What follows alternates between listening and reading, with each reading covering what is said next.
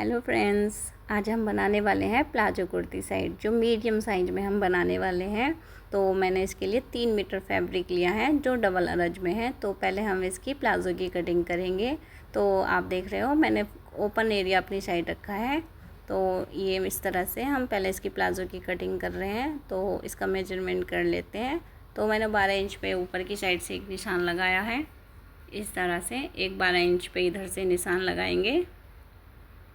इस तरह से 12 इंच पे एक इधर की साइड से निशान लगाना है, एक ऊपर की साइड से, और एक लंबी लाइन ड्रॉ कर देनी है। इस तरह से ऊपर की साइड से भी एक लंबी लाइन ड्रॉ कर देंगे। ये हमारा 12-12 इंच का एक बॉक्स जैसा बन जाता है। ये हमारे प्लाजो की फ्रंट पेज की कटिंग हो रही है। तो अब हम इसकी लेंथ ले लेंगे। तो मैं लेंथ ले रही हूँ 38 इंच। आप अपने अकॉर्डिंग अपने नाप ले सकते हो। तो 2 इंच एक्स्ट्रा लेंगे फोल्डिंग एरिया के लिए। इसको भी यहाँ लाइन ड्रॉ कर देंगे।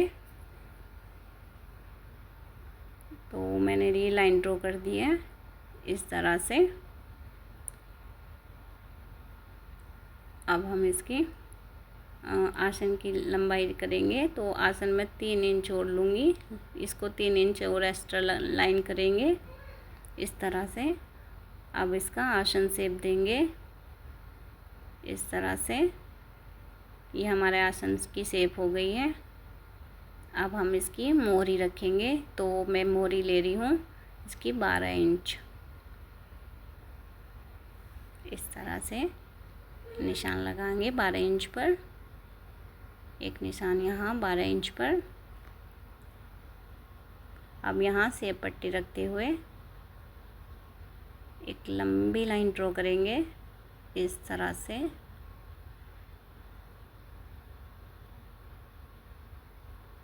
अब ये हमारे फ्रंट पेज की कटिंग हो गई है प्लाजो की।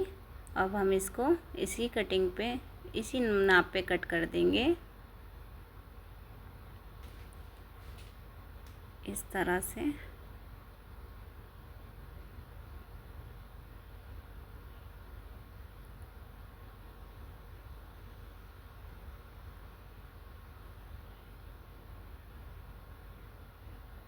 ये हम बेल्ट वाला प्लाजो बना रहे हैं। तो हमने इसमें ऊपर 2 इंच एक्स्ट्रा नहीं लिया है क्योंकि हम इसमें बेल्ट अटैच करेंगे इस तरह से। ये हमारा फ्रंट पार्ट कट हो गया है प्लाजो का। अब हम इसके बैक पार्ट की कटिंग करेंगे। तो चलिए हम इसको बैक पार्ट के लिए इस और बचे हुए कपड़े पे इसको इस पर रख लेते हैं। इस पे हमने अच्छे से इसको बिछा लिया है इस तरह से। हम ऊपर को थोड़ा कपड़ा छोड़ते हुए इसको नीचे की साइड से बिछाएंगे। तो इसको इस तरह से हमने बिछा लिया है। मैं आपको बता देती हूँ, मैंने ऊपर की साइड 3 इंच एक्स्ट्रा लिया हुआ है जो हम इसको इलास्टिक फोल्ड करने के लिए हमने 3 इंच एक्स्ट्रा लिया है। और यहाँ पे हम 1.5 इंच पे एक मार्क करेंगे। यहाँ भी 1.5 इंच पर मार्क करेंगे। हम यहाँ 1.5 इंच पर एक एक मार्क करते जाएंगे इस तरह से। हमने 1.5 इंच पर यहाँ मार्क कर लिया है इस तरह से। फिर से पट्टी देंगे। इस लाइन को भी, आसन वाली लाइन को भी हम थोड़ा आगे बढ़ाएंगे और शेप पट्टी की मदद से इसको एक लंबी लाइन ड्रॉ कर देंगे इस तरह से। तो जो हमने 1.5 इंच पे लिया था उसी मार्क पे ये आ गया है, आप देख सकते हो। तो अब यहाँ भी हम 1.5 इंच मार्क करेंगे। ये हमने back part 1.5 inch extra cut करना है इस तरह से। अब हम इसको यहाँ इसी लाइन पे, जो आसन लाइन है उस पे मिलाते हुए इसको शेप दे देंगे इस तरह से। हमने इसको शेप दे दी है। और हमारी ये ऊपर को 3 इंच एक्स्ट्रा है जो हम इलास्टिक फोल्ड करेंगे। और बाकी जो हमने मेजरमेंट लगाया है उसी मेजरमेंट पे इसको कट कर लेंगे। ये हमने बैक पार्ट 1.5 इंच एक्स्ट्रा रखा है। आप थोड़ा और हैवी साइज में बना रहे हो तो 2 इंच पे भी मार्क कर सकते हो और 2 इंच एक्स्ट्रा भी कट कर सकते हो। इसकी बहुत अच्छी फिटिंग आती है इस तरह से कट करने पे।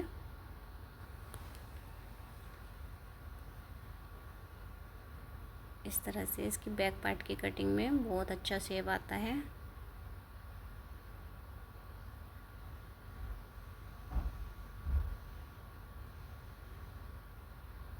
इस तरह से हम इसको थोड़ी सी लाइन ड्रॉ करेंगे, एक आसन की तरफ को बढ़ाते हुए हम थोड़ा एक्स्ट्रा लेंगे।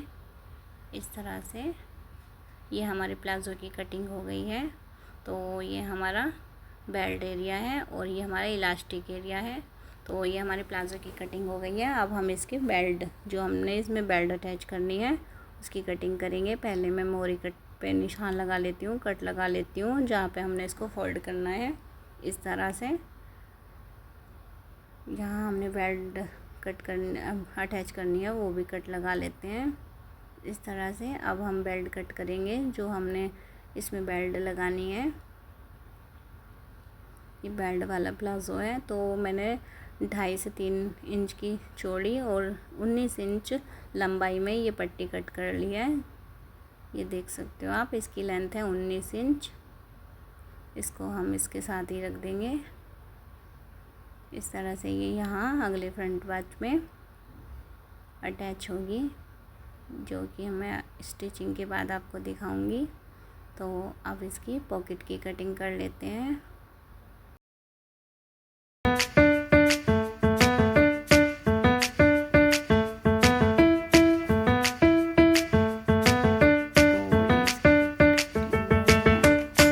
अब हम कुर्ती की कटिंग ले लेते हैं। तो मैंने ये कपड़ा लिया है जो 4 फोल्ड है। तो हम कुर्ती की कटिंग करेंगे, जो हम दोनों पीस में एक ही साथ कट करेंगे, फ्रंट और बैक दोनों। तो ये मैंने 4 फोल्ड कपड़ा लिया हुआ है इस तरह से। तो मैंने अब इस पे मेजरमेंट करते हैं। तो हम नेक और शोल्डर निशान लगाएंगे। तो मैं नेक और शोल्डर निशान लगा रही हूँ 7 इंच पर। इस तरह से मैंने 7 इंच पे निशान लगाया। आर्म होल लगाएंगे 7.5। मैंने 7.5 पे निशान लगा लिया है। इसको एक लंबी लाइन ड्रॉ करेंगे। तो हम इसकी बैक और पार्ट और फ्रंट पार्ट दोनों एक साथ कट कर रहे हैं, तो इसमें थोड़ा सा चेंज करना पड़ता है। तो मैं इसकी मेजरमेंट आपको बताऊंगी। तो हम बैक पार्ट में थोड़ा एक्स्ट्रा रखते हैं और फ्रंट पार्ट में डाउन रखते हैं। तो इसकी जो हम मेजरमेंट लगा रहे हैं बैक के लिए, तो आधा इंच एक्स्ट्रा रख रहे हैं और फ्रंट के लिए आधा इंच डाउन रख रहे हैं। अब हम इस पे लाइन ड्रॉ करेंगे। इस तरह से मैंने लाइन ड्रॉ कर ली है। ये हमारी फ्रंट की है, एक बैक की है। तो हम बैक वाले पे भी और फ्रंट वाले पे भी निशान लगा लेंगे। आप ध्यान रहे, पहले बैक की ही कटिंग करनी है, फ्रंट की नहीं करनी है। इस तरह से मैंने दोनों निशान लगा लिए हैं। तो अब हम इसका फिटिंग मेजरमेंट लगाएंगे। तो मैं ऊपर से की साइड से रखते हुए 15 इंच पे एक निशान लगा रही हूँ। ऊपर की साइड से रखते हुए 22 इंच पे एक निशान लगा रही हूँ। हमारी ये चेस्ट, वेस्ट और हिप एरिया है। तो आप देख सकते हो मैंने ये ऐसे लाइन ड्रॉ कर ली है इस तरह से।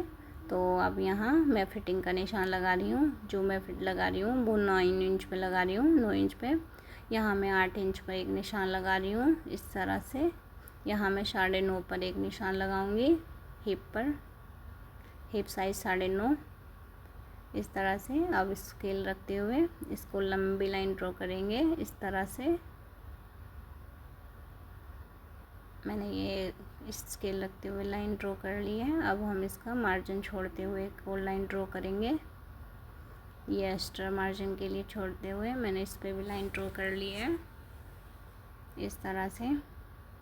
अब हम 1/2 इंच इसका जो आर्म होल है वो डाउन रखेंगे, 1/2 इंच डाउन रखेंगे इसको। तो हम 3 इंच पर नेक का निशान लगाते हुए 1/2 इंच पे इस तरह से इसको निशान लगा देंगे। इसकी जो नेक की कटिंग होती है तो वो गले के ऊपर डिपेंड करती है, हम नेक कितना डीप रखेंगे या नहीं रखेंगे। अब इसकी लेंथ मैं ले रही हूँ 38 इंच। आप अपने अकॉर्डिंग कम या ज़्यादा ले सकते हो। और एक निशान मैं यहाँ लगा रही हूँ चाक फोल्डिंग के लिए, और हम इसी मार्क पर इसको अब कट कर देंगे। तो ये हमने शोल्डर डाउन रखा है 1/2 इंच, इसको कट कर लेंगे। अब हम इसकी जो कटिंग कर रहे हैं आर्म होल की, सबसे पहले हम बैक पार्ट वाली करेंगे, फ्रंट पार्ट वाली नहीं करेंगे। इस तरह से इसको कट कर लेंगे।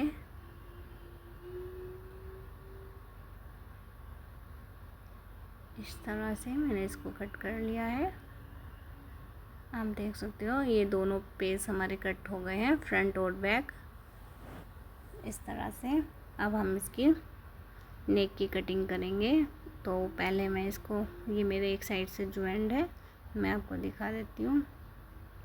पहले कटिंग यहाँ लगा देंगे, इससे स्टिचिंग करने में हेल्प मिलती है।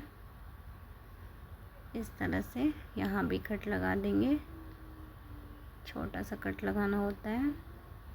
तो ये मेरे 4 फोल्ड है, तो मैं इसमें से यहाँ से एक पीस निकालूंगी। पहले इसको यहाँ से अलग कर लूँगी। ये मेरा जो एंड एरिया हो रहा था यहाँ, ये मैंने अलग कर लिया है। ये मेरे दोनों पीस हैं, फ्रंट और बैक। तो मैं इसको फ्रंट की अलग कर लूँगी। इसकी जो आर्म होल है उसका पहले यहाँ से भी इसको अलग कर लेंगे।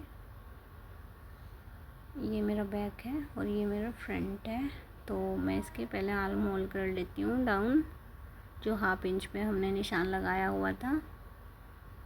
इस तरह से जो हमने निशान लगाया था आर्म होल पर, अच्छे से लगाते हुए, इकसार करते हुए उसको उसी मार्क पे कट कर लेंगे। तो ये मैंने 1/2 इंच नेक आर्म होल डाउन किया हुआ है। जो हम फ्रंट पेज को, आर्म होल को थोड़ा डाउन करते हैं, इससे बहुत अच्छी फिटिंग आती है। तो अब हम 3 इंच पे नेक डाउन करेंगे, नेक के फिर निशान लगाएंगे। अब डाउन नेक करेंगे 3.5 इंच पर। इस तरह से एक बॉक्स बनाएंगे,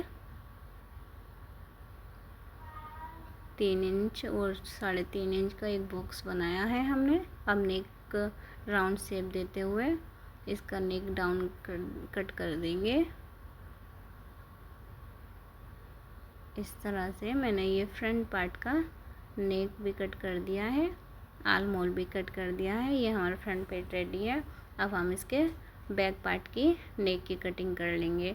तो मैं इसको मेजरमेंट बता देती हूँ। मैं इसको नेक रख रही हूँ 3 इंच, जो हमने फ्रंट का रखा था वो ही इसका रखना है। अब हम इसका नेक नीचे को लेंगे तो हम वो 1.5 इंच के लगभग लेंगे।